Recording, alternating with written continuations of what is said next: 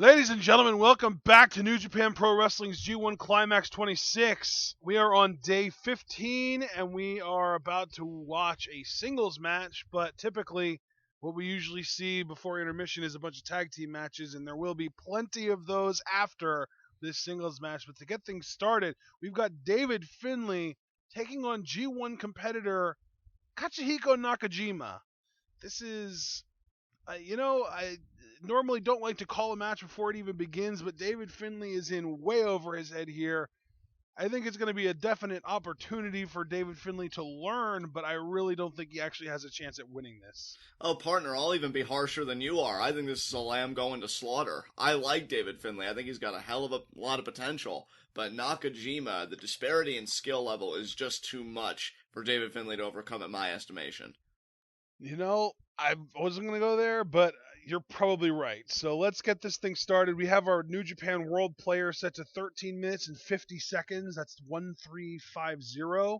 If you don't have New Japan World, I would highly recommend giving it a shot. It's just over $8 a month, and well, since it's not even July anymore, you only have to pay for 1 month, and you can watch the entirety of G126 because you can get the backlog. You can go back and watch the July shows even if you only pay for August. It's an amazing value, and I'd even argue better value than the WWE Network. So we have our player set to 1350, as I said, and we'll be hitting the play button when I say go. 3, 2, 1, go. And there you see the referee kind of holding these guys back, and there's the bell. And referee looks a little bit like Kushida. A little bit. Did you notice that, John? Yeah, just a little bit, like in the face and the hair, yeah. I think it's more the haircut. Yeah, I think it's the haircut. And I'll tell you, we got the genius of the kick versus the, in my estimation, the uppercut underclassman in David Finlay, because he's got a long way to go. Digging down deep for those Mauro Ranallo alliteration puns. It's what I aspire towards. I'll never be as good, and that makes me cry in my bed every night, but I can at least try, and that's all that matters. Nakajima shut off the ropes there. Shoulder block. Yeah, it's like you said. That's all that matters is that you try. You put in your best effort. Exactly, and these two are going to put in their best effort, and David Finlay there, putting in his best effort with that drop kick, sends Nakajima rolling a little bit. And I'll tell you what, though, partner, you look at Nakajima. He beat Honma yesterday in a very competitive bout. It's not that David Finlay hasn't been in competitive bouts, and there's the kick to the knee there, and that's just the incisiveness, the precision of Nakajima with those kicks. But in my mind, and I don't mean this as a denigration of David Finlay, he hasn't been tested like Nakajima has. Would you agree with that assessment? I definitely agree with that, yes. And you can actually see here, you mentioned David Finlay hasn't really been tested. He's never, in this G1 at least, has never been in a match where his opponent really isolated a limb and picked on a limb and tried to really focus on getting that pain threshold past the point of no return. And partner, I want you to take note of something when I talked about the disparity in skill levels before the start of this match here. You look at Nakajima in one sequence, drop kick to the knee, shin breaker, and then he had that figure four. David Finlay got to the ropes. That's just insanity to me. You go from move to submission hold. He could have put the match away right there. David Finlay, I'm actually impressed he got to the ropes, but that's just the quickness and, again, the acumen, the accuracy that Nakajima brings to the table, and David Finlay, to me, just isn't there yet, but he's going to try and rock there with the forearm. And you want to talk about fighting from the ground up. I don't know if this is maybe taking a little bit too far, but if I'm Nakajima, I might even be a little bit insulted that they put me against a young lion. I don't know how you feel about it. To Nakajima, he's so hard to figure out. Nice drop kick there by David Finlay, admittedly. Even with if you're Taguchi faced David Finlay a few days ago in a singles match, but that's not nearly as big of a deal because junior heavyweights and young lions are a lot closer as far as who has more of a chance of taking on and beating G1 competitors. They're both not going to, Right. Still, junior heavyweights that have been around for a while have a pretty massive advantage over young lions just because of the experience and, the certain things that they've learned over the years that put them a step ahead. But still, for a G1 competitor to get a match against a young lion, like I said, if I'm Nakajima, I'd probably feel offended And you if know they what? would even give me this match. If he is offended, he's certainly channeling it the right way. That was one hell of a dragon screw, sent David Finlay into the corner, and now Yeah, and Nakajima can again, charge. I want to re-emphasize, David Finlay hasn't really dealt with anyone doing stuff like that to him. Exactly. Look at David Finlay here, though. Oh, just an elbow to the leg. I thought he was going to do a dragon screw of his own. David Oh, and Finlay wow, nice Uranagi backbreaker there. right over the knee, cover here too, and Nakajima kicks out. That was a close near fall, though, and I'll tell you, if David Finlay could beat Nakajima, that would be the upset of the tournament, at least with the first portion of what is now day 15 here of G1 Climax 26. Yeah, definitely. I mean, that would be the upset of the century. That would be massive. Exactly, and you look at this exchange of forearms here. I would have to think Nakajima's going to get the better of it, but maybe David Finlay will surprise us. Another forearm there by David Finlay. I mean, his father, Fit Finlay, was one hell of a striker. There's a back elbow there by David Finlay. Off the ropes. Oh my god, the kick right to the chest by Nakajima to David Finlay. David Finlay just collapses under the weight of that impact. Holy crap. Yeah, David Finlay is not in a good way right now. Oh, and there's a shoot kick. Oh, and another one to the back, to the front, to the back. Oh, Nakajima just destroying the torso of David Finlay. And now the backdrop driver. Oh my goodness. And if you saw the way David Finlay's head landed too, and kick out there. I'm surprised he was able to kick out, but I think Nakajima might even need to use this match as a learning experience and learn how to bridge that backdrop driver. Oh, he may not even need the PK. He's calling for the brainbuster right here. And he got it. That's going to do it. Didn't even need the PK to do it. I'll be damned. Hooks the leg. 1, 2, count to 100. It's over. Nakajima with a dominant performance here. That was an under 5-minute match, I think. That surprises no one, I think. I mean, David Finlay got some bursts of offense to his credit. He didn't get completely punked out, but this was Nakajima's match to win. I mean, there was just no way. And you see now he's going to look ahead to Wednesday, whoever his G1 Climax tournament opponent is.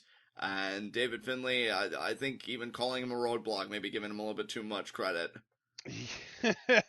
And you know what? We go from one match with a competitor who's completely in over his head to another, because up next we're going to get Kojima teaming up with Captain New Japan to take on Kenny Omega and Yujiro Takahashi. And here you see Nakajima with the show of respect to David Finlay. He was very respectful to Honma yesterday as well. I wonder if he maybe learned the error of his ways against Nagata. He perhaps did. You know, he realized, look, I can win matches. I've got all the ability in the world to beat anybody in that locker room, but I don't have to be a jerk while doing it. And if that's the case, you know, I certainly applaud Nakajima. And, you know, you even posed the question, you know, could Nakajima be offended? Like, I would be offended knowing that I'd be facing a young lion, you know, at the rank that I am. And Nakajima, I guess he wasn't offended. I guess he just wanted a competitive bout. And David Finlay did his best, but on this night, just wasn't good enough as the genius of the kick prevails. And as you said, partner, that tag team match, Kojima and Captain New Japan versus Kenny Omega and Yujiro Takahashi should be very interesting. Normally, I would say that Kojima could definitely stand up against someone like Yujiro, but I feel like Kenny Omega versus Captain New Japan is a complete mismatch. Oh, absolutely. Kenny Omega, even in losing, I think Kenny Omega has been performing on another level. And Captain New Japan, I don't know if he'll be able to keep up. I mean, but hey, anybody can surprise us, and that's what G1 Climax is all about. So we got this tag team match upcoming here, and partner, it's a huge night for the Bullet Club, because we got this tag team match, and we've also got Bad Luck Fale facing Okada. And isn't Tama Tonga also in a match, because aren't they in the same block?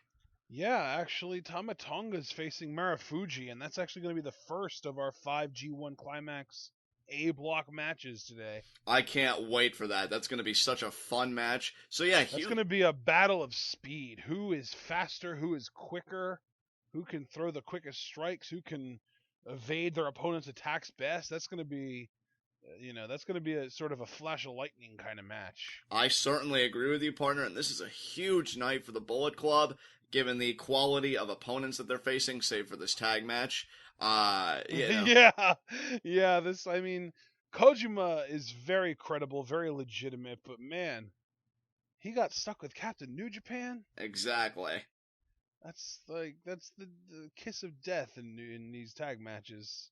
Certainly is, and it took a former IWGP Junior Heavyweight Tag Team Champion pair to drag Captain New Japan kicking and screaming to his first victory yesterday, when he thankfully happened to be on the same team as Jushin Thunder Liger, who picked up a quick roll-up win over, I believe it was David Finlay, wasn't it? yeah, it was. Yeah, so... Yeah, Liger getting a backslide off David Finlay in that affair. That's what it was, not a quick roll-up. Yeah, well, when I think... Yeah, I guess it's just kind of me having a weird mental thing where when I think of, any kind of quick pinning combination, whether it's a roll-up or a backslide or whatever, I just think roll-up for some reason. Hey, partner, that's all right. A quick pin is a quick pin is a quick pin.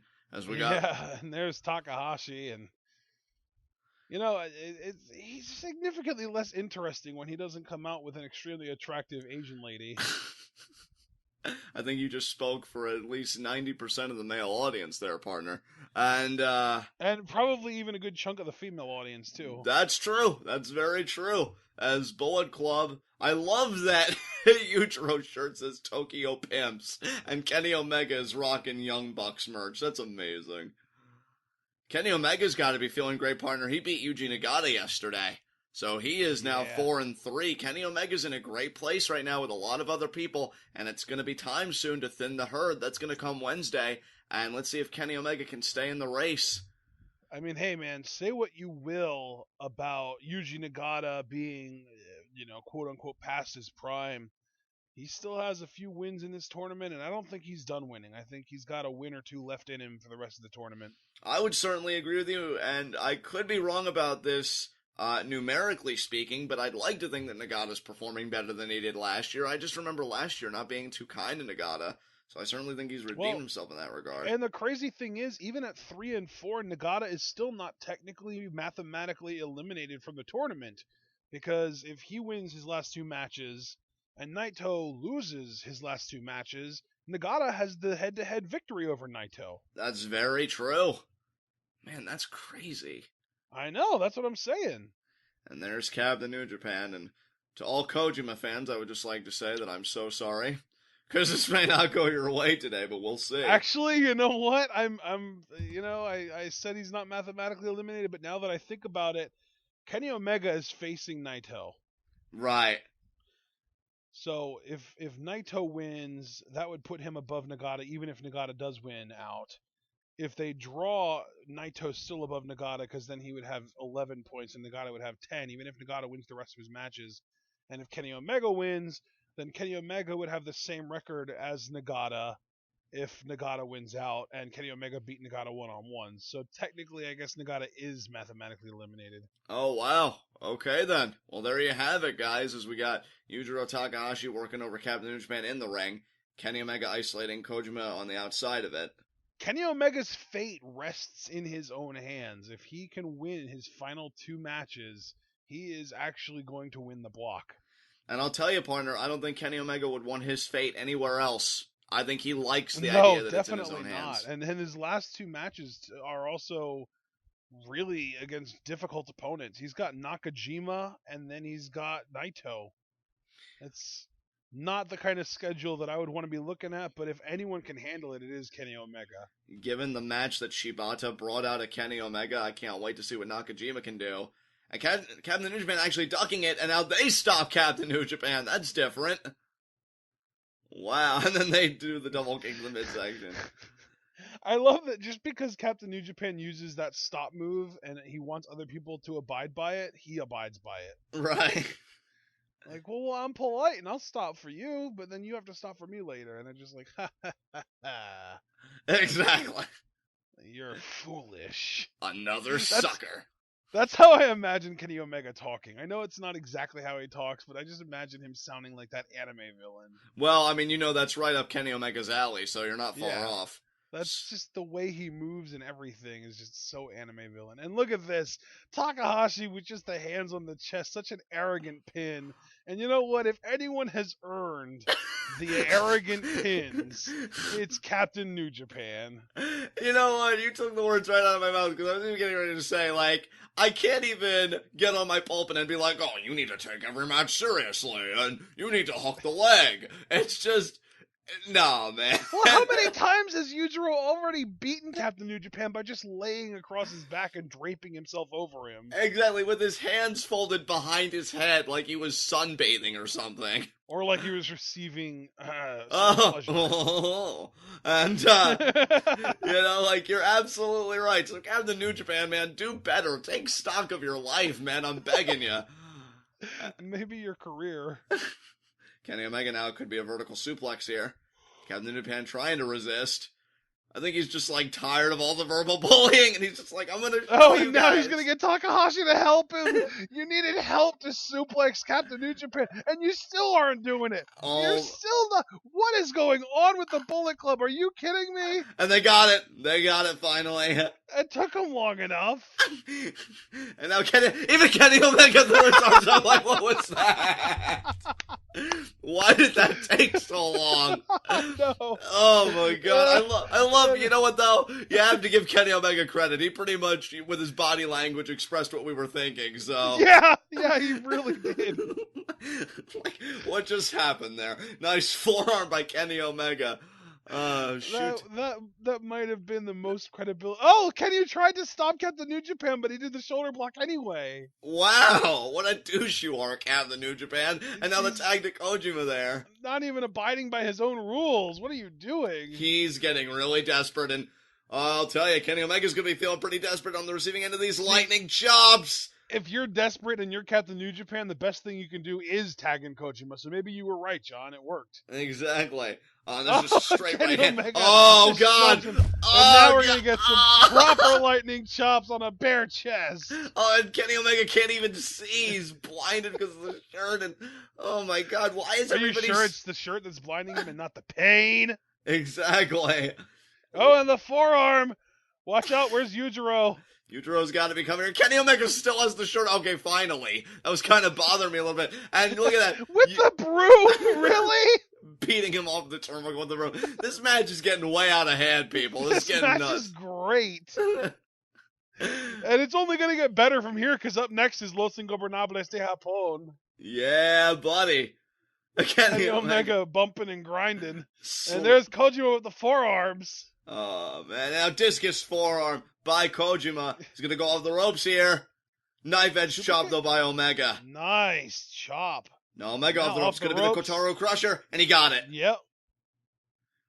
Kenny Omega pointing to Yujiro. He's like, you take care of this. Just waiting for Captain New Japan to get tagged back in. Oh, and there's the big boot. And now it could be the seated boot here. Oh, Kojima moved out of the way. Okay, there could it be a Koji Cutter? Koji Cutter! Could Yujiro about to be pinned here? We know that what proceeds from the Koji Cutter is the Koji Lair. No, Kojima.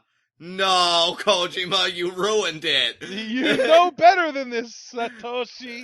I have never seen somebody willingly screw themselves out of a match victory. You just watched it. You just watched it happen. Oh, my God. Oh, Kojima is telling Captain New Japan to go up top and hit the headbutt. But of course, Captain New Japan takes a half hour to get to the top rope.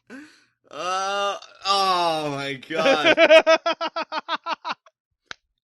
Where is Kojima? Did he just leave and try and play defense on Kenny Omega? There's the victory roll, and then no, it's a 2 count. Everyone kicks out of that victory roll, Captain New Japan. There's the Uranagi though. 2, and Kenny Omega comes in and he breaks that up. Kenny Omega just looks like, why is this match still happening? Oh, what a DDT by Kojima. I don't take Kenny Omega out. And Kojima's like, you settle this, Captain New Japan. You finish it. Oh, Kojima, your trust is so misplaced. Missed the throat thrust there. There's the kick to the midsection. Here comes the Fisherman Buster. Fisherman Buster there by Yujiro Takahashi. Gonna go for the pin here. 1, 2. And Captain New Japan kicks out. Now, I think Yujiro likes to go for the kneeling DDT. Is he going to hit it right away? I think he is, and there it is. Oh my god, it's over. And there's the legs cover. 3 count. And you know what's amazing? Kenny Omega or Tama Tonga or whoever Yujiro is tagging with when Captain New Japan standing across from him, they will never give Yujiro shit for it because it works. Like, they could just be like, hey man, you should really be hooking the light, but nah, it's Captain New Japan. There's no need. There is literally no need to expend more effort than that. I mean, I don't know, man. You saw how hard it was for them to vertical suplex him earlier. Yeah, that's true. I want that shrug of Kenny Omega to be jibbed, because I could just summarize most of my life. This match was great, guys. One of the better tag matches, in all honesty, of the tournament for me, because I just had such a good time. Definitely one of the more entertaining ones, just because of Kenny Omega. Definitely. Facial expressions, though. I love this man so much. And what were you going to say? And I was going to say, and Yujiro's really found his place in these tag matches, man. I enjoy him, too. Yeah, he's really found his place putting Captain New Japan out. Yeah, I was going to say, Yujiro's really found his place, reminding Captain New Japan of his. And, yeah. Here comes the double guns here. Bang! And 2 more victims claimed by the Bullet Club. Oh yeah, well, really, I mean, 1 more victim. I don't think Kojima really feels like a victim. Yeah, Kojima's like, don't roll me in this. I'm still getting an ROH World Title match. Keep me out of that. A victim of his own inability to keep Captain New Japan out of the ring. Yeah, victim of his own ineptitude. As what match do we got? That makes him inept. I think that just makes him.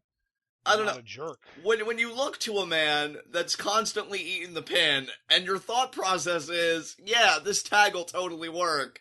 I don't know. But, as you were saying earlier, partner, our Los Ingobernables de Japón tag team matchup is next. And what do you think about this lineup here? I'm really excited about this, because we've already seen Gedo is kind of, I mean, not quite as low as Captain New Japan on the ladder, but pretty close. And Toru Yano's always entertaining, and YOSHI-HASHI's been a great surprise this tournament, and Los Ingobernables de Japón are just incredible. So this is actually going to be, I think, a really entertaining tag team match. And I'll tell you, on the side of chaos, and this might surprise some people, I've been most impressed with Toru Yano. Like, I've always known about his mischief and his antics. 4-3, John. Not only is he 4-3, when you look at the quality of his latest victory, he beat the IWGP Intercontinental Champion. That is huge. Yeah, he did. Yeah, he really, really did. I mean, Toru Yano. He also beat Shibata. Yes. 2nd straight year, I might add. Yeah, I mean, he's just ridiculous. And and he beat Nagata, too.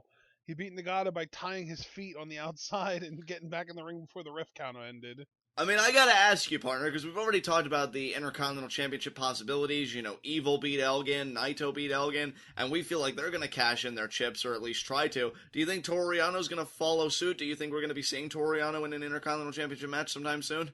Probably, yeah. I mean, I don't know when, but I can't imagine he wouldn't be. I don't know why he wouldn't be. I just kind of want all 4 of them to come together in a Fatal 4-Way, because that would just be the greatest makeup of a Fatal 4-Way ever. You have these 3 serious guys, and Toru Yano. And then Toru Yano gets the win. Yes! Dude, I mean, I love Toru Yano, man. I would not mind at all if they gave him an Intercontinental Championship run. I think he could make shit work. I think, we already had Yano versus Naito, and Naito won. Yeah, that's right. Yeah. See, well, I guess you know what that means. Tomorrow, or on Wednesday rather, Toru Yano's facing Evil. But here's the thing, though. Evil's done so pitiful in this tournament, and you keep saying, like, Toru Yano's going to fall the way of Tanahashi. So really, we can find out how Toru Yano's going to do Wednesday by how Tanahashi does today. So, We'll see. I swear, if Toru Yano goes 6-3 and Tanahashi does as well, just why? Just what? Seriously. To which I reply with the classic Toru Yano shrug. We could have a 3-way tie at number 1 in the A block with Okada, Tanahashi, and... Or no, Toru Yano's in the B block, never mind. Right. But Yano lost to Omega and Naito, right? That's correct. See, those guys are still kind of the favorites in my opinion. Right.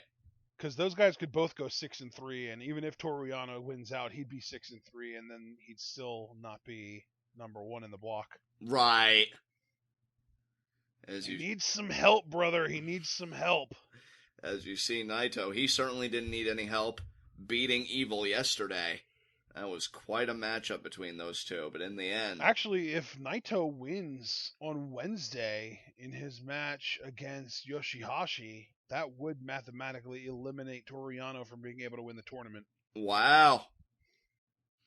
Is YOSHI-HASHI already mathematically eliminated, or would that loss also mathematically eliminate him? Well, yeah, that would definitely mathematically eliminate him because the only person that he hasn't faced yet that is above him is Naito. Right. Because the other person that he hasn't faced yet is Yano. Well, I guess Yano is above him as well, but if he would beat Yano, then obviously he would, they'd have the same record and he'd beat him one-on-one. Right. And I'll tell you, Los Ingobernables de Japón, I believe they are 7-0 currently in tag team matches. Oddly enough, John. Yeah. If YOSHI-HASHI wins both of his next two matches, he would, I think he would actually still, because he lost to he beat Kenny Omega, didn't he? Yeah, he did. YOSHI-HASHI beat Kenny Omega. So if YOSHI-HASHI wins his next two matches and Kenny Omega beats Naito, I think YOSHI-HASHI would win the block. Holy shit. Yeah. See, that's the unpredictability, that's the chaos, pun intended there, of G1 Climax, people. You never know who's going to come out ahead and potentially take the block. That's crazy to think about. As now we get the entrance of chaos. We had Los Ingobernables de Japón first again. A 7-0 trio is BUSHI, Evil, and Naito. And now here comes Toru Yano, Gedo, and YOSHI-HASHI. And Toru Yano, I think it's quite appropriate he's leading the pack because he has been on fire, and I never thought I'd say that about Toru Yano. I still can't even conceive he beat the Intercontinental Champion yesterday. But it happened, folks. It happened. Two low blows. Yeah, but that's the Toru Yano way. I mean, low blows might as well be legal in a Toru Yano match because, I mean, you're gonna see it from him, you know? Yeah, and that's the thing, too, is... I mean, it's not like he's allowed to use them in normal matches, but won't be allowed to use them in the Intercontinental Championship match. He's just allowed to use them across the board. Exactly, which is really unfair to everybody else, but again, Toru Yano That's what shrugged. makes it great. Exactly. Not even again. He was never not great. That's just what makes it great. Exactly. And there you see Gedo holding up the Chaos flag. YOSHI-HASHI posing with that random bow staff that he never actually uses other than his entrance. And Toru Yano shilling DVDs. I'm not gonna buy it, Toru Yano. I don't know where that DVD's been. I don't know if you bootleg that shit or not. No, he 100% did. You think he's gonna pay to have something produced properly? You're so right. Oh, man. And Los Ingobernables, I just love how they're just looking at him like, well, this is a thing. This happened. I just love that, like, Bushi's chilling on the middle rope. Like, that's, like, his home. Naito isn't even standing on his own power. He's leaning up against the ropes. And at the same time, Evil is just stroking that goatee. Exactly. I love how he's stroking that goatee, too. Just completely and utterly, wait for it, Evil.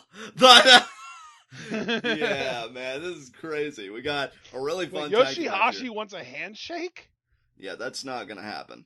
Have you not been watching this tournament? Yeah, I mean, that would be really sad considering, you're actually competing in it. Jesus. Did you not see what happened to Honma when he wanted a handshake with Naito? I'm still laughing at Honma for that. Still. Dude, I think that actually I think led to Honma's first loss in the tournament, and he hasn't won since. What an idiot.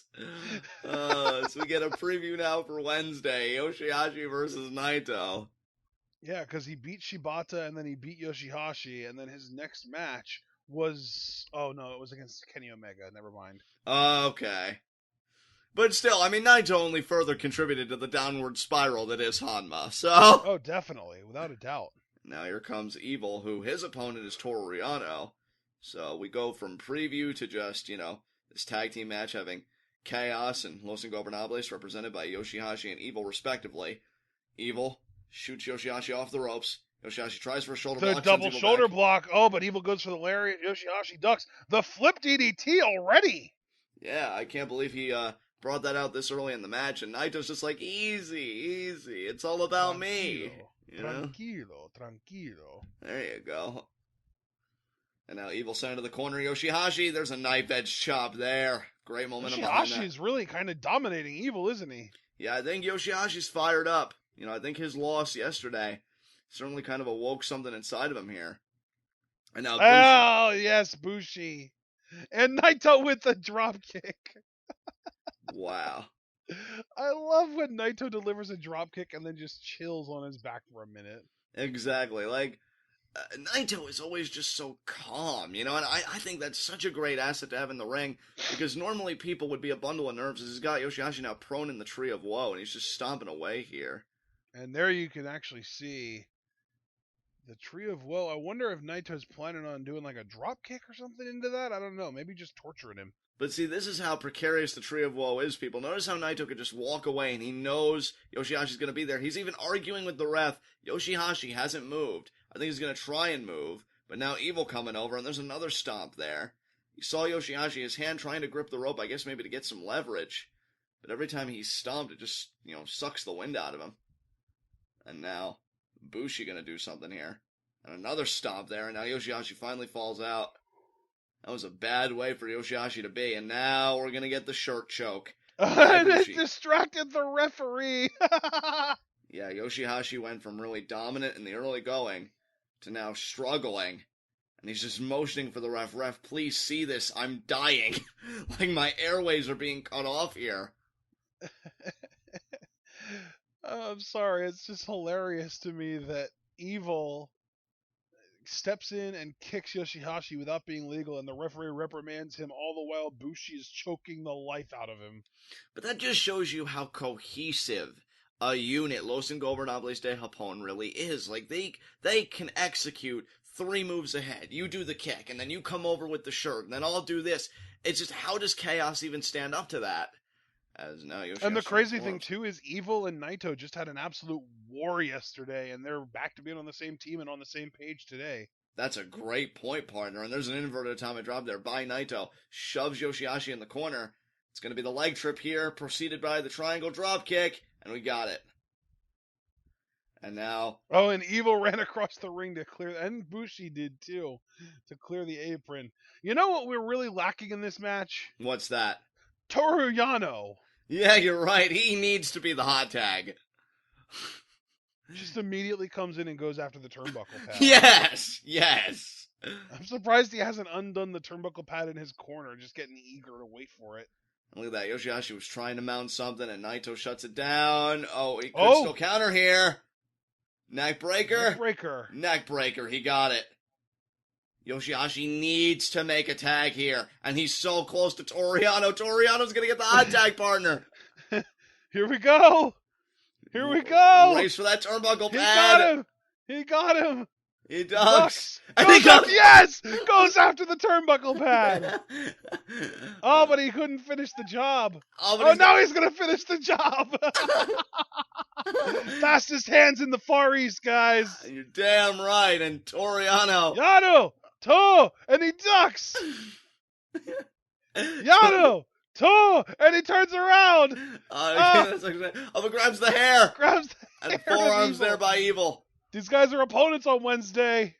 And there's the hair pull by Toru Yano. And I love that. He has got the best troll face in the business. He literally looks like the troll face. He does. And now, kick to the midsection there by Evil, spoiling the fun. And now, nice neckbreaker there by Evil to Toru Yano. Oh, you're cutting Toru Yano off, man. What are you doing? And now is BUSHI going to go for this top rope lung blower, maybe? Oh, look at that. I think Toru Yano tripped him up, and now here comes Gedo. Oh, Yano got out of the ring way too fast. You're right. He makes a habit of doing that, although most of the time it's because he won that quickly. Exactly. And now Gedo, they're trying to sucker BUSHI in. Has the arm. Could it be a Fujiwara here? No, crossface. Very interesting submission choice there by Gedo. He's cranking it on here. Is BUSHI going to tap out? And Naito saying... Oh, and there's Naito. No, he's not going to tap out because his best friend is going to help him. Exactly. I can just imagine the pride that Gedo was feeling knowing that he successfully applied that crossface. Like, oh my god, I'm doing stuff. And now the super kick to the kneeled opponent. No, Bushi catches it, spins Gedo around, goes for the kick, Enziguri, an inverted Enziguri. And I was going to cradle him here. Small package, 2. And Toru Yano rolls him over. And Evil breaks up the pin. Oh, Toru Yano could have gotten the win for his team. That was a really smart maneuver by Toru Yano. Screw just breaking up the pin. I'll just reverse the leverage. Toru Yano is an underrated smart guy. Yeah. I mean, everything he does is so efficient. Oh, speaking of efficiency. And there's lung Naito, blower. and then Bushi with the lung blower. Is that going to be enough to put Gedo away? 2. Oh, and so close. Gedo kicks out. And look at Naito just looking at the ref like, count faster. He got so close to kicking the ref there. It was great. And now Bushi, this is going to be the end right here. He wants the middle rope lung blower. And he got it. And he hits it. And wow! That sent Gedo flying, didn't it? That was Look at here, Naito playing defense as well, and that's the end of the match. Wow, the way Gedo took that top rope lung blower reminds me of how Scott Hall would take a Stone Cold Stunner. Yeah, it really was like the exact same thing. And now Naito using the post-match to take advantage and weaken YOSHI-HASHI and then throw him out of the ring. Did you see how he ripped the bandage off of the shoulder? That's Yep. interesting, or at least part of it. Yep, and then does the arm crank a couple times and just tosses him. And Toru Yano just grabs the DVDs like, well, I'm out. And his championship. Oh my god. So much for being a stablemate, Toru Yano. Jesus. He doesn't care. He really doesn't. Self-interest, baby. How's that complete package feeling now, Gedo? Guys, I'm sorry. It's just like Toru Yano, I don't think I could honestly say he's in my top 10, but top 15 for sure. I freaking love Toru Yano, man. I think he's in my top 10. You really think so? That's awesome, dude. Yeah, I really do. That's awesome, dude. Because he's always good for a laugh. And I'm not even one. Oh, wait a minute here. YOSHI-HASHI just tore his own bandage off and is poking Naito in the face. You know what? I kind of like that. As an Italian myself, I appreciate the moxie that YOSHI-HASHI's demonstrating there in the face of Naito. So, I didn't even know you were Italian, homie. I got everything, brother. I'm Italian, German, French. There's nothing that I'm really not. I've even heard I'm part Eskimo, but I always thought that was a joke. But, yeah. Tell you what, Los Ingobernables de Japón extends their record to 8-0. Naito is like getting into a fighting stance, ready to fight the referee. Well, I think he had issues with him from the start, because I don't know if you know this, but before the bell even rang, Naito wanted to do, like, the Los Ingobernables de Japón salute, the fist raise with the ref, and the ref was saying, no, I'm not going to do it. Naito really tried to get him to do it, so I think Naito's feelings were hurt, oddly enough. And you know what? I'm not even surprised by that. And now Los Ingobernables de Japón going to take their leave here. Naito is such an odd case because he's so lax and he goes against so many Japanese values, but he still cares enough that he really wants that fan support. And there you see, he even gave his hat to a fan, and the fan gave his hat to him. That is crazy. Like, that's the kind of relationship Los Ingobernables de Japón has with the fans, particularly Naito. That is nuts. Guy gets his cap, and then he doesn't want to leave Naito without, so he gives him his cap. That's got to be one of the most beautiful things, and I'm not even kidding. Like, that was amazing. Yeah, that was great. Oh my god, what a day 15 is shaping out to be, guys. Holy shit. We have, and you think it's been crazy so far, up next is a 10-man tag. Oh my god. What bodies are we talking about, partner? Who all is in it?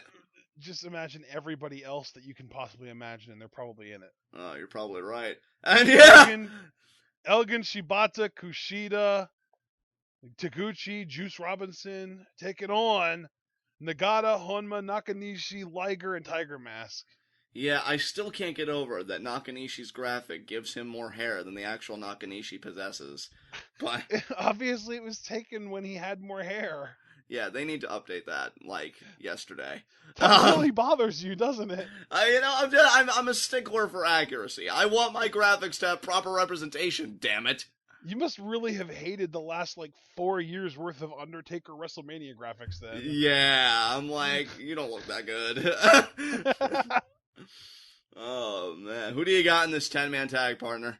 You know what? Give me this team right here. The team with Liger and Tiger Mask. These guys were able to drag Captain New Japan kicking and screaming to a victory.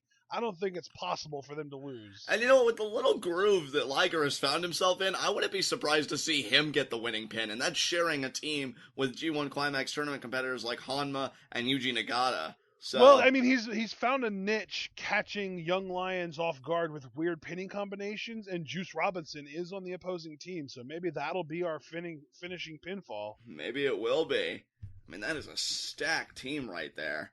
There are a lot of different guys in this match that could very easily defeat a lot of other guys on the opposite team. Right. This isn't just kind of one team has two G1 competitors and the other team has one G1 competitor and a junior. Then it's kind of obvious who's going to win. There's really a nice mixture of everyone on both teams. Right. There are two G1 competitors. And then, I mean, Nakanishi is a former G1 competitor, but he's also been, so far separated from his last G1 that he's actually been losing quite a bit to the likes of, I want to say it's Kojima that's been beating him, right? Right. Oh, no, it's not. No. They've actually been teaming up together, but I know Nakanishi has actually been pinned a few times in these tag matches. I mean, I know Tama Tonga's pinned him a few times. Yeah. I'm trying to think, because I think there was somebody... Has Takahashi pinned him? You know what? He did pin him because he got the DDT off on him. Yeah. Yeah, so Takahashi and Tama Tonga, Bullet Club, does not like Nakanishi. Well, I mean, maybe they just have a problem with the old guard. Maybe they do, and... Nakanishi's been around for over 20 years, man. And speaking of people that don't like other people... coming out to Shibata's theme song. It's so good. Shibata, man, I'll tell you. He's starting to get in a little bit of a groove himself. He beat Kenny Omega, and then most recently he beat YOSHI-HASHI. So Shibata. Yeah. I mean, you'd hope he'd get into some kind of groove after losing to Yano. Yeah. I'm never going to let him live that down. I kind of hope it happens again next year at G1 Climax 27. This way we could say 3 straight years Yano has made you his bitch. It really does seem like Yano has his number. I kind of want them to feud just to see how long it takes for Shibata to finally win one. Exactly. Maybe Yano wins the Intercontinental Championship and then Shibata goes after him with that. I mean, maybe at that point Shibata will have dropped the Never Openweight Championship, which you guys wouldn't even know that he was champion because he never comes out with the title. He never brings the title out. Why? I mean, personally, and again, I'm very old school, so I may be in the minority about this, I find that somewhat disrespectful. I think you should take that championship with you at all times. You are the champion. You are representing that division. I mean, you never see Kushida without the IWGP Junior Heavyweight Championship. He wears that proudly. I mean, Michael Elgin is even wearing a championship from a promotion that New Japan doesn't have anything to do with. Exactly. The Lucha Libre Elite World title. And, I mean, since we're talking about outside promotions, Toru Yano and Marufuji are always walking around with their GHC tag titles, and that's from Pro Wrestling Noah, not New Japan. Exactly. It's, these guys have pride in their championships, and Shibata doesn't even have enough pride to bring probably the third most important singles championship in New Japan out to the ring with him. Yeah, I don't get it, partner. I really don't get it. I think Shibata just wants that Never Openweight title to be... maybe he feels burdened by it. Like, oh no, I'm not going to bring it out because it slows me down. Maybe. I don't know. I'm just making up excuses at this point. I mean, Shibata is a very interesting relationship with this industry. As you guys know, if you followed G1 Climax last year and our commentary, he did leave New Japan when they really needed him. He wanted to try his hand at MMA. Didn't really work out, and then he came back to New Japan when it was really starting to get hot. And because of Tanahashi. Because of Tanahashi, and Tanahashi has always kind of held a grudge against Shibata for that, and this is one of the few times where I can't even be like, oh, well, Tanahashi just this and that. No, I think Tanahashi's in the right there. I think they've made up since, though. I think last year they had a match where they really did kind of acknowledge each other and show mutual respect. Right. So, lucky for Shibata that Tanahashi... And Taguchi warming up the butt cheeks. Yeah, because we know hip attacks all day, every day. I'm waiting. You know what? Liger is going to catch him on an inverted atomic drop on his first attempt. Yeah, maybe. I mean, Liger is wily. That's what you get for being in the business as long as Liger has been. He's clever, man. It's great. No, Oh, shoulder block there no, to okay, start. shoulder block. Nice, Liger. Now he's going to jump over Taguchi there. Taguchi Now? vaults over. And there's the hip attack. Oh, he didn't catch him. Dang. Rear met face there, full on. And now Taguchi, hip attack there. ATM, baby. And now repeatedly, with Liger against the ropes, Taguchi is going to do these hip attacks. He's going to rely on for what momentum. it's worth, he legitimately is hitting him with his hip. Right. It's not like we're just calling it that. He's actually hitting him with his hip most of these times. Right. And now Liger with the double. double And there the boots double up. stomp. Oh, goes for the palm strike but misses. Tilt-a-whirl and the backbreaker. tilt-a-whirl backbreaker. Amazingly done there by Liger. And now, partner, you know what this is. Surfboard, baby. Does anyone... Oh, but Kushida ruins the day. Yeah, Kushida's like... Oh, and all because he wanted to get tagged into Taguchi. Well, guess what? Here comes Nakanishi to ruin your face. Exactly. And that's so smart by Liger. You know, most guys, when they get a move broken up, you know, they get perturbed. They want to start something about it. Liger's like, nah, man. I'm in a match. They just go for the same move again, and by then, the guy that you were trying to do it to has it scouted out. Yeah, Taguchi, why are you even trying? Taguchi, you're so weak. And ducks the lariat. He is quick, though. And there's a hip attack there to Nakanishi. Nakanishi off his feet. Oh, and in comes Juice Robinson. Juice and Nakanishi have had quite a few interesting exchanges so far in this tournament. And I think Juice may have been another person to pin Nakanishi. We're about to get a cannonball, and there it is. And Juice now is really cooking, or as you've said before on commentary, the juice is loose. And now I think he wants a crossbody. Juice Robinson is doing everything. Oh, never mind. And Nakanishi there with the body blow, and now could it be the Gorilla Press Slam? Brilliantly done there, and now Nakanishi going to go to the top rope for a crossbody of his own potentially. Oh my, he does actually do those on occasion. He does, and there it is. Very impressive for someone his size to be doing that, and really not just his size, but his age as well. Exactly, and now Juice Robinson able to make the tag here. In comes Elgin, and there's Honma. Is this a preview for Wednesday?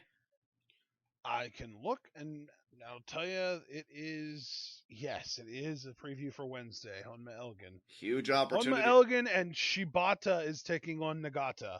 Shibata Nagata is going to be a very interesting match. But is Nagata even in this match? Yeah, he is. Nagata is in this match. I can confirm. What a hard forearm by Elgin there to Honma just now. And huge opportunity for Honma, like we've been saying, for Naito, Evil, and most recently Toru Yano, and Elgin just caught Honma there. Oh my goodness. Michael Elgin is so strong, it's ridiculous. That freakish strength, but Honma there able to shoot off the Irish whip. Back elbow back there. Elbow. Gonna wind up the arm. Here we go, Honma. Off the ropes. Oh, but Elgin so strong. With a gorilla press slam of his own here, I believe. And yeah, slams him down. And you know what, John? That gorilla press slam, I remember there was a match in the late 90s between Mark Henry and D'Lo Brown where you could actually win the match by just hitting your opponent with a gorilla press slam. Ah, okay. It was actually called a gorilla press slam match, I think. Oh, is Honma going to get the Kakashi here? He does going not. For it, and he misses. Oh, Honma. And I think he actually preceded that with the forearm in the corner and the Bulldog, and that normally guarantees a Kakashi, but not this time. Yeah, he's had a really good success rate with it lately, and maybe he went for it too early. Maybe it's just a matter of not necessarily the sequence, but the order. I mean, timing is everything, partner, as we look at the delayed vertical here from Big Mike to Honma. I'm waiting for somebody from the other team to come in and try and break this up. I don't think that's going to happen. And now look at this. Elgin actually doing squats. Squatting the weight of Honma, which if I had to guess, I'd say around 225 pounds. Exactly. And you saw Elgin just kind of like wiping his hands like, that's it. That was nothing. And now Kushida coming in here. And Kushida, I'll tell you, don't let his stature fool you. He will pick an arm apart. He's very, very technical, very strike-based, and there's a nice drop kick there to the head of Honma. And now Kushida going to go into the cover here, drives the knee into the throat. Very unique cover there by Kushida. Doesn't get it done, though. Doing a little bit more research tells me Honma's listed at 229 pounds, so I was extremely close, but not exact. Indeed you were, and here comes Shibata, who he actually, that was his first loss, was to Honma. It was. So you gotta imagine he's still got some ill will towards That was actually the first match that both of these guys had, wasn't it? Yeah, it was. And now these two exchanging strikes, and then Shibata though with the alternating knees to the midsection. Oh my god! And then just a slap and off the ropes, and Honma with the back elbow. Oh, and goes for the Kakashi, and he hits it on the strong shoulder though, so not as painful. I'm actually surprised he got that Kakashi there. And here comes Nagata, a preview for Wednesday here. Oh, here we go! I love Nagata. He's so awesome. And there are the kicks. Shoot kicks. Oh, 3 shoot kicks in a row. And now going to whip him to the opposite corner. Follows through with a big boot. Actually taking a page out of Shibata's book. Going for an exploder here, but Shibata fighting out of it. Nagata again. Oh, and now Shibata with the follow through big boot. And look at the forearms here that Shibata's just laying in. He's really turning the aggression up here. He likes to use that to set up a delay basement drop kick. And there it is. Got all of that in the face, and Shibata has got to be so focused for tomorrow, partner. I think he just sent Nagata a huge message there. Absolutely, and that delay in the drop kick causes him to decrease drag, and it makes his momentum a little bit faster when he connects. And Nagata now. Another kick there to the back. Nagata trying to eat it. Oh, Nagata, that kick to the back did nothing but annoy Nagata. Now, these guys are in a forearm exchange, and Nagata, I mean, he hit 3 in a row, but there's Shibata with the uppercut. Oh, there's a boot there by Nagata. Now he's off the ropes. Boot by Shibata. Now he's going to go off the ropes. These guys are so even keel. There's an exploder from Nagata. Oh, but German from Shibata. Almost looked like a slight deadlift to me. It looked like Shibata had to put a little effort to get Nagata off the ground. Yeah, Nagata was definitely, that was a deadlift for sure. And now Shibata looking to his corner. Who's he going to tag here? Why do I have a sneaking feeling he's going to tag in Juice Robinson? And he doesn't. He opts for Kushida. Kushida and Tiger Mask in there. And this could be a huge opportunity potentially for Tiger Mask. And look at him go here. Nice leg sweep to Kushida. Spinning back kick there by Tiger Mask. If I remember correctly, Tiger Mask is a former 6-time junior heavyweight champion. Yeah, very decorated. And now meanwhile, Jushin Thunder Liger, former 11-time. Oh, and there's the Tiger Bomb. 1, 2. Oh, but Kushida stays alive. As I was Crucifix armbar here. Yeah. Oh, that's right. He used this to tap a couple guys out already, and now broken up by Elgin. Yeah, I'll tell you, the Crucifix armbar versus the Kimura armbar. Very interesting dynamic there. I don't think that's actually a Crucifix armbar. I'm trying to remember what it is, though. I think it's just an arm trap armbar. And Kushida moving out of the way. Tiger Mask ducks the lariat. I think he caught the kick there. Oh, wow, yeah, he definitely did. Kushida got rocked. Oh, look at Kushida and now look at this with the Kimura. What a counter. Unbelievable. What a counter. Kushida is ridiculous. And what's crazy about Kushida is that he's so persistent on that Kimura. He is. I mean, just ask Will Ospreay how persistent Kushida is, because they had a clinic at Dominion. And Kushida, oh my god, I guess Tiger Mask tapped out. I didn't even see it. Yeah, he tapped out while you and and Elgin and Honma still going at it here. What is it with Honma constantly getting into fights after matches with people? I don't know, partner. You'd really think that he's like this really nice guy that everyone respects, but man, it's him and Naito for some reason are the two people that get into fights the most after matches. Definitely. And there goes Shibata just leaving. He's so disappointed in his team. Yeah. He's like, and you know what? Yeah, I will. Actually, no, he's not. His team won, didn't they? Shibata. Yeah, I think he just hates everyone, so he just wanted to leave and get out of the ring. Yeah. But yeah, that team did win. The team that I predicted to win lost. Tiger Mask tapped out to Kushida. Man, that felt so sudden. Where did that come from? I don't know, man, but that Kimura, one of the most painful submissions in the game today. I think he actually calls it the Kushida lock. And how long has Kushida even been IWGP Junior Heavyweight Champion in this particular rank? Because it just feels like he's been so dominant as of late. Yeah, it really does. I mean, he even... I know the Best of Super Juniors tournament happened earlier this year, and he even beat the winner of that, Will Ospreay. Yeah, that was back at Dominion. Yeah, and Kushida really has just been dominant this year. I mean, he's... That Kushida... Or not Kushida lock, the hoverboard lock, the Kimura that he uses, right, has been so clutch for him.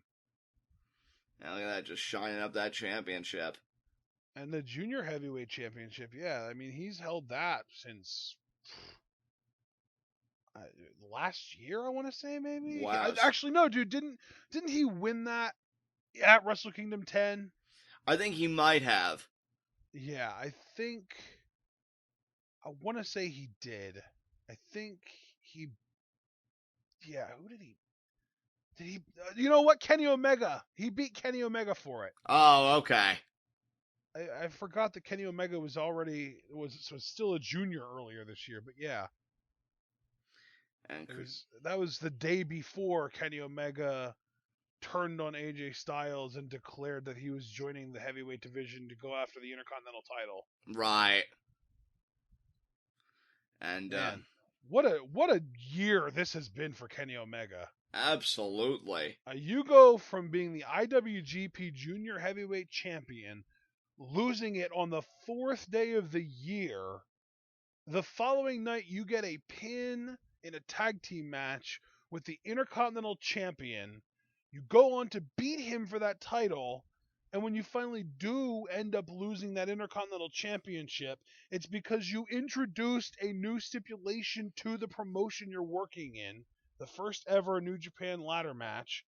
And then you go into G1, and he's doing fairly well. He's in the 4-3 group that has 10 people in it right now. I mean, you and I, for our TwitWow year-end awards, we always like to talk about the Superstar of the Year category. I mean, Kenny Omega would have to be a nominee at this rate. He's definitely a nominee. I think it's a very, very small list of people that could potentially win that award, and Kenny Omega is definitely on there. Absolutely, but we'll see if he can continue building that momentum Wednesday. For now, Kushida's team getting the victory, and we are in the midst of intermission here. This concludes our first half of G1 Climax 26, Day 15. And what's our first tournament matchup when we come back, partner? Oh, man, our first tournament match is Marufuji versus Tama Tonga. It's a battle of quickness. It's a battle of speed. Let's see who can pick up that victory.